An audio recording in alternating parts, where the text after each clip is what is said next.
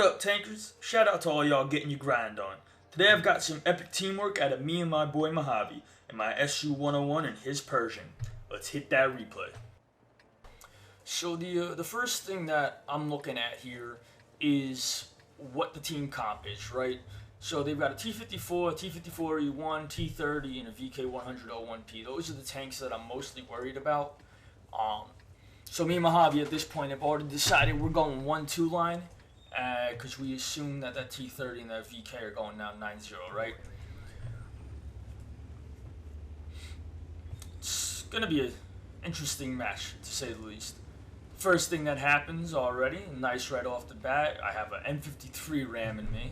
It's beautiful. And if you notice the chat going on in the bottom left-hand corner of the screen, we're getting into an argument with the 748 Pat, and he seems to think that his tank is inferior because apparently, I don't know, I can't explain that. So we give him a little bit of a what for, saying, you know what, I at least say it's about the driver. You know, any tank that you've got, that you drive, it's all about who's driving it, right? So make sure you're making the smart decisions and the right calls, right? So our T-69 has decided to stop at the 3 line. He's looking to get some sniping shots. And my idea here is to push the advantage, right? I'm going to get into position and stop their push from excelling. And you can see that I'm loading heat because I expected to see the T-54 and the T-54E1. And they have some decent armor, and I'm not trying to deal with the 219 pen that the AP rounds have off the bat, right? So Mojave gets into an advantageous position. Our Tiger 2 is going to get into position as well. I'm going to try to look at this T-54 lightweight or possibly look around getting on side shots with them. And that's when the bat shot appears right again, right? Bounces 1. Bounces 2.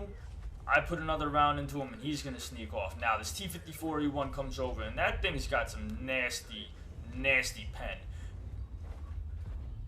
As in it doesn't have pen at all in the AP round, and I just seem to glance off every shot, go to put on a back shot, and I don't know, I pulled the trigger too late. But I'm going to punish this Panther 2 for coming over, and he's the first one to put a shell into me, and look what's behind me. T-54 decided to join the party.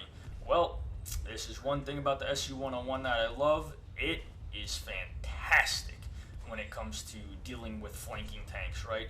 So I want to make sure that the Panther 2 doesn't able to get my side. 54 makes another bad, poor shot. I put another shot in the 54. He's going to be end up finished off. I'm going to turn back around, working on the Panther 2. He gets hit by Artie, and hits the bat shot as well. Artie tracks him again. I put a nice little shot into his lower plate, and now we can push the advantage. We have a almost full health Tiger 2 coming over the ridge, thinks he's going to do something. I'm going to put a shot into him, make him regret that decision, right? And you can see already we have a T-54, or no, that's the, what is that? That's the lightweight, yeah. The lightweight is back now by our cap, killing both of our Artie, which is fantastic for us, right? Now we have no support whatsoever. I'm down on hit points, so is Mojave. Well, Mojave's not down on hit points, but we could be better off on this flank because we're going to have a lot of stuff to deal with at the end here, right? Wrong. 54 makes a bad move, doesn't get his gun on me. He probably could have finished me off right there. I got a little ballsy, thought I could win this. Now, my idea here is I want to go clean up the T-54, but Mojave and the Tiger 2 need to press the advantage on the T-28 and the Bat Shat. If we don't do that right now, we end up losing this game, right? So the T-54 looks like he's going to try to set on cap for a second, but he actually dips off, and it's at this moment the T-69, I don't know what he's thinking, but I'm thinking the 54 lightweight's coming back up the middle, right? So I'm gonna go around this building and I see him on the right there, and here's where the Su-101 shines, right? I missed that first shot, but the silhouette again is so low and it's hard to get a really good shot on this thing that it just makes it, you know, nice to push with. It makes it very flexible. T-69 takes the final shot on him there. The defender had the same idea, going back in the supporting cap. Now, it looks for here that we have the battle won. Our heavy tanks pushed well. I'm trying to get side shots on the T-30. That's not going to happen. And it's at this point, me and Mojave realize that we're very close to brothers in arms. So we're going to try to work for that really quickly, right? My idea is to push up. I was going to go after the T-28, but I decided it's not in my best interest to go through the capway. I figured the T-30 was going to have shots, but he's already preoccupied.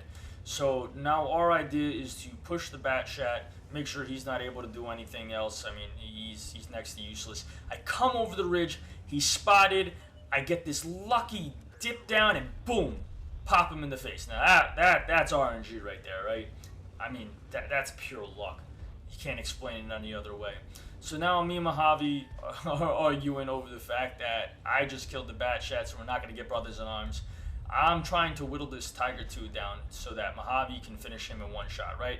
Put that shot in, tell Mojave to finish him off. Now I'm just going to sit here and make sure that nobody else is able to clean up for the most part. And he's gone now. Alright, let's turn to the T-30 and the VK-100. Oh my Jesus, what is going on there? It looks like the T-30 decided to mount our T-10. I mean, you do what you gotta do, I guess. Now I'm gonna try to put a shot right into his cupola, and it's not gonna happen. I got pretty upset with myself there. I tried to put the T-69, come on. Yeah, and that's pretty much how it goes. I'm gonna throw some footage up over here of the end of result. And yeah, you can go from there. Guys, have a great day. I'll catch you on the flip side.